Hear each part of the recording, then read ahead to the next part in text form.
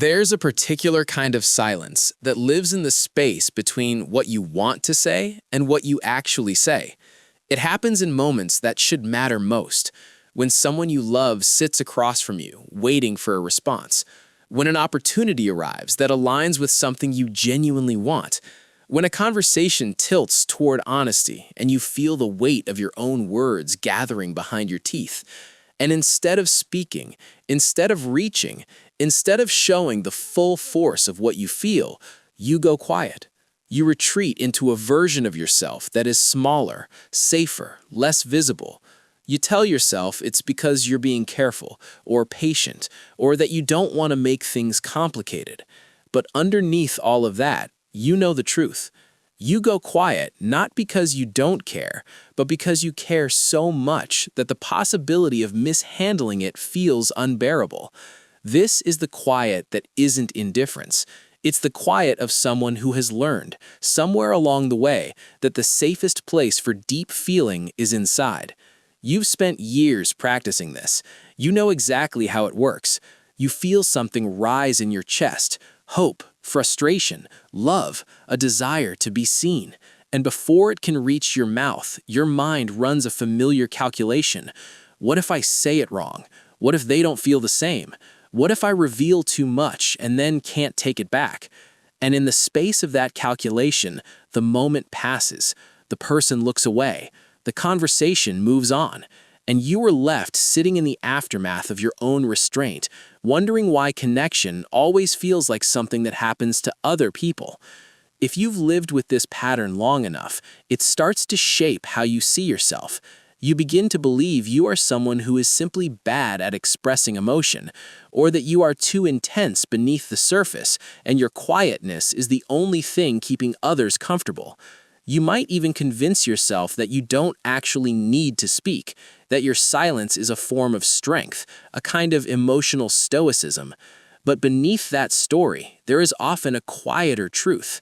You are not silent because you lack something.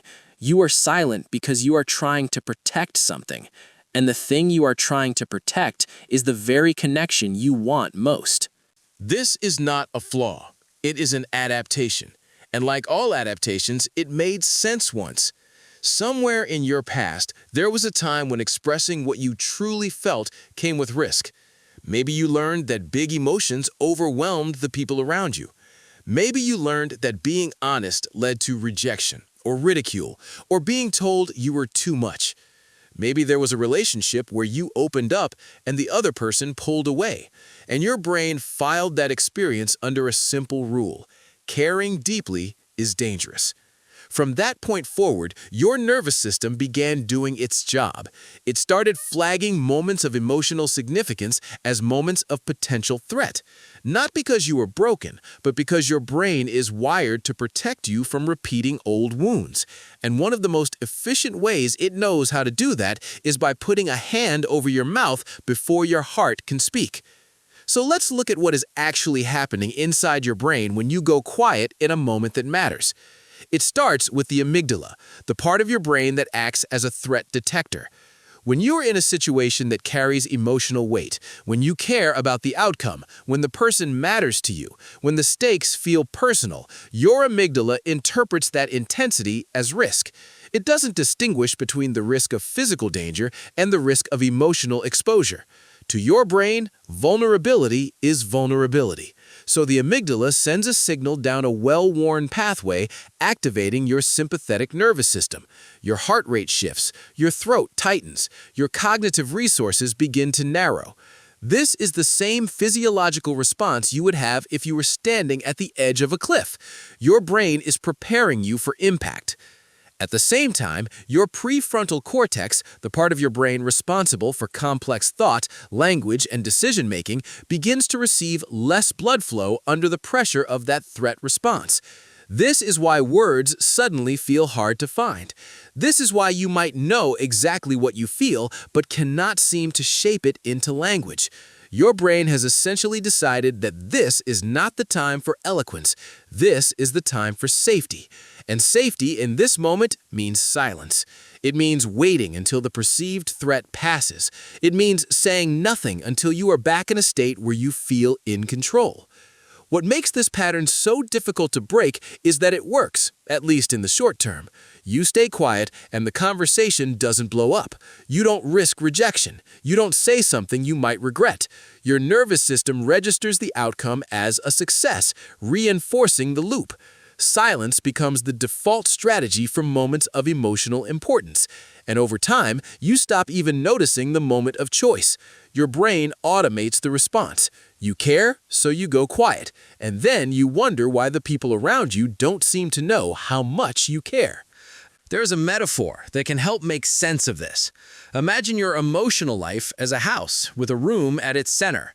This room contains everything you truly feel: your hope, your fear, your longing, your love. And around that room, you have built a system of doors. Each door is a way of expressing what is inside. But over time, some of those doors became difficult to open. Maybe they got stuck after a bad experience. Maybe you were taught that certain doors should stay closed. So you began using only the doors that felt safe. The door for casual conversation, the door for humor, the door for agreeing with others to keep the peace. But the door that leads directly from the center of the house to the outside world, the door that would let someone see what is actually there, that door you keep locked. Not because you want to, but because unlocking it feels like letting in a storm you aren't sure you can survive. The good news is that the door is not broken. It's just unused. And learning to open it again is not about becoming a different person. It is about retraining your brain to recognize that emotional expression does not have to equal emotional danger. This is where the practical work begins, and it has to start with understanding something crucial about your nervous system. It doesn't respond well to pressure. You cannot force your way through this pattern by telling yourself to just speak up. That approach bypasses the very mechanism that's creating the silence. Instead, you have to work with your brain's need for safety, not against it. The first step is to begin separating the feeling from the response. Most of the time, when you go quiet, it feels like one continuous event. You feel something, and then you are silent. But there is a gap in between, a tiny window of time between the emotion rising and the response locking in. That gap is where your brain decides whether this is a moment for expression or protection. Right now, that decision happens automatically. The goal is to begin noticing the gap without judgment, not to change it yet, just to notice. The next time you feel yourself pulling back from saying something that matters, pause internally for just a second and ask yourself, what am I protecting myself from right now? You are not trying to override the protection. You are simply bringing awareness to it.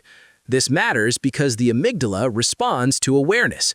When you name what is happening, you engage the prefrontal cortex, which naturally begins to calm the threat response.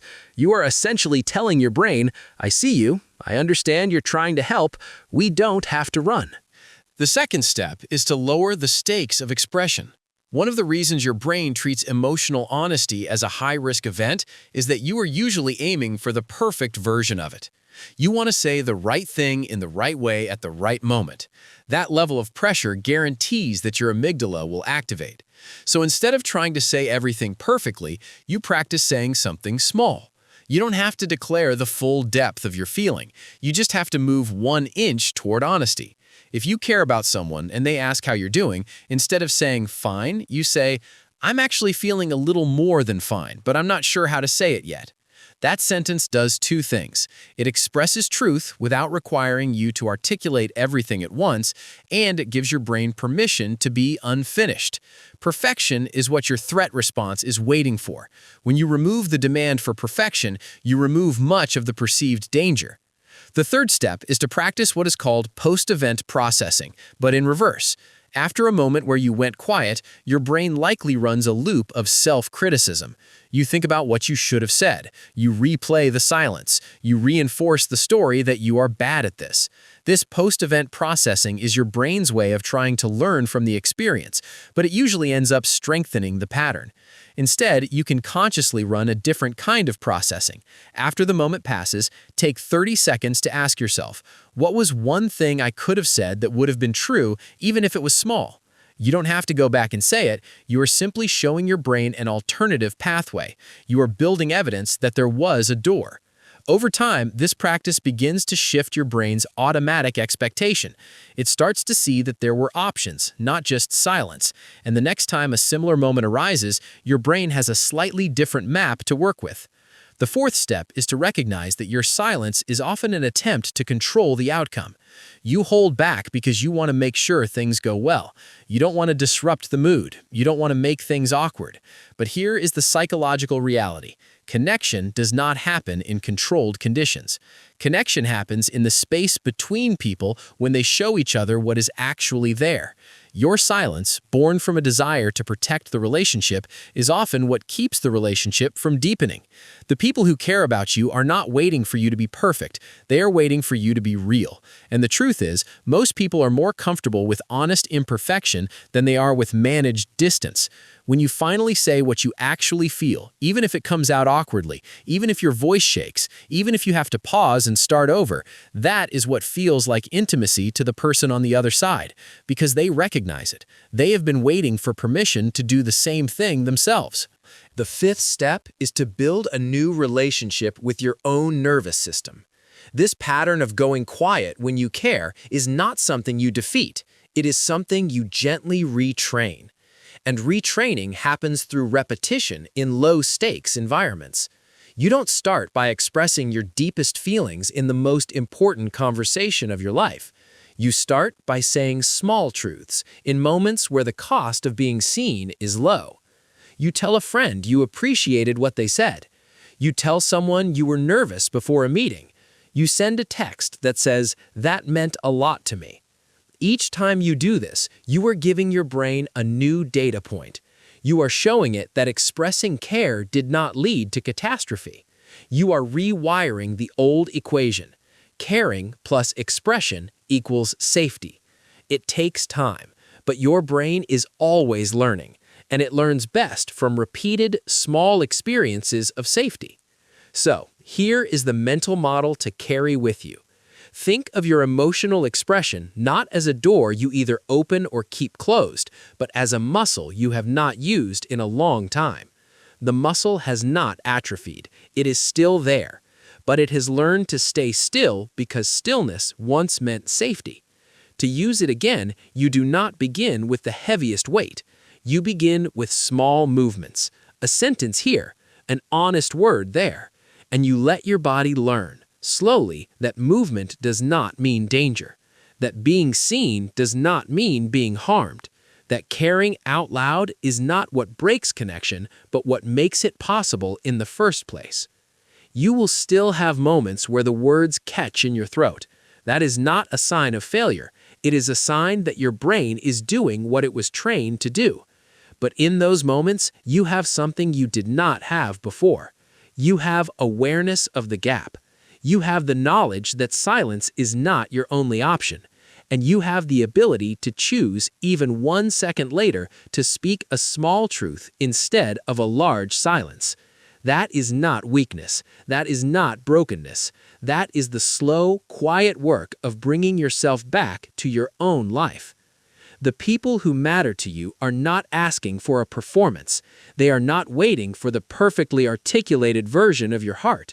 They are waiting for you, the version of you that exists before the calculation, before the silence, before the story that says you are too much or not enough. And when you finally let them see that version, even for a moment, you will realize something. You were not protecting them by staying quiet. You were protecting a version of yourself that no longer needs to hide. So, the next time you feel that familiar pull inward, the next time the words gather and then stall, remember this. Caring is not the problem. Caring has never been the problem. The only thing left to do is let it reach the surface. Not perfectly, not all at once, just enough for the people who are looking for you to finally see you there.